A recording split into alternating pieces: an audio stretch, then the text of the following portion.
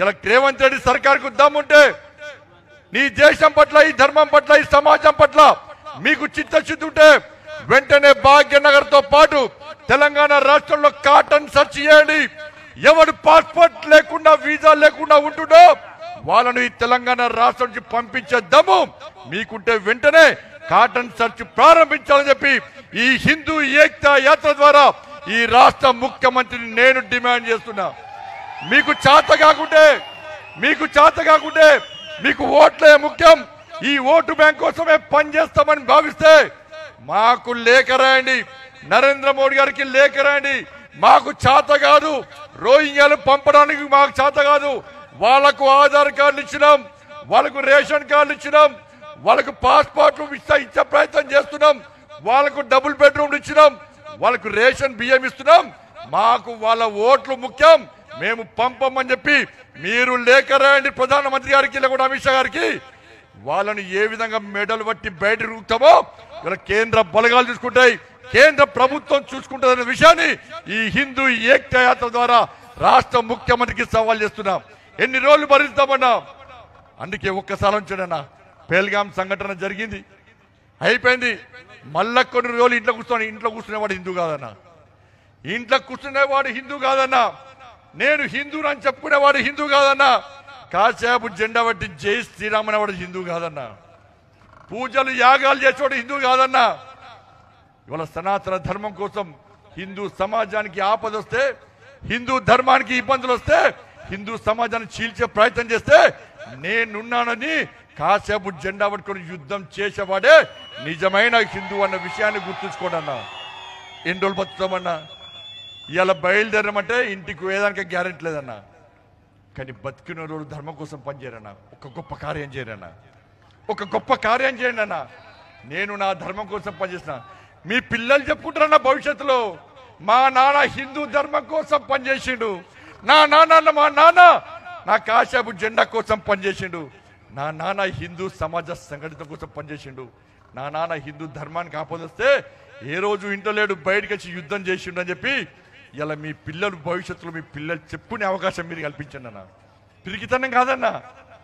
పహల్గాం పోయి నరేంద్ర మోడీ గారు యుద్ధం చేయించిండు, భారత సైన్యం యుద్ధం చేసిండని చెప్పుకోవడం కాదన్నా.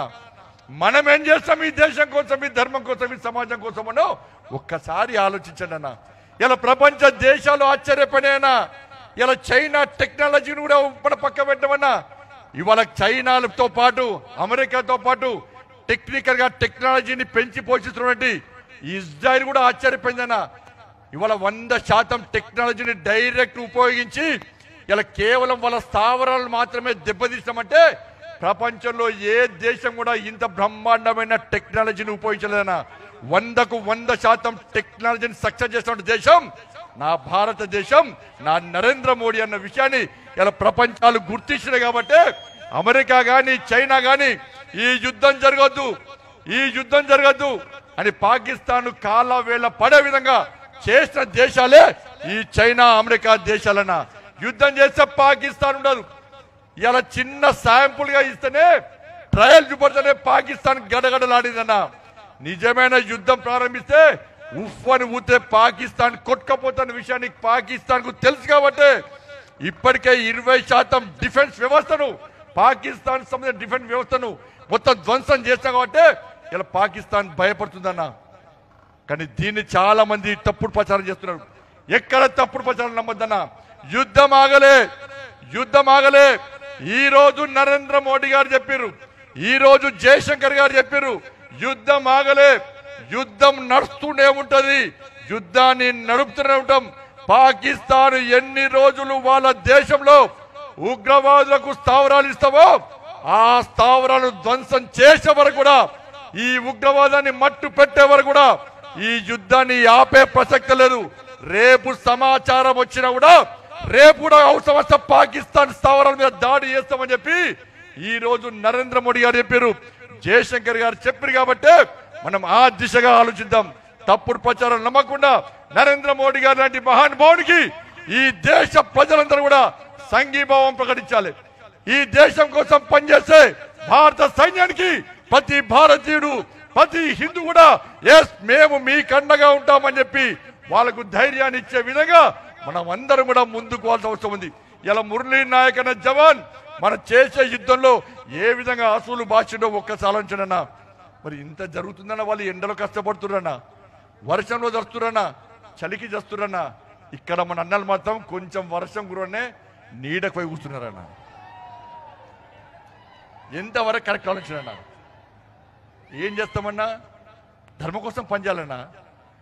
ఇలా రాళ్ళు గుట్టలు కట్టకపోతామన్నా, కమిషన్ల కట్టలు పట్టుకపోతామన్నా. నాకైతే ఆలోచన లేదన్నా.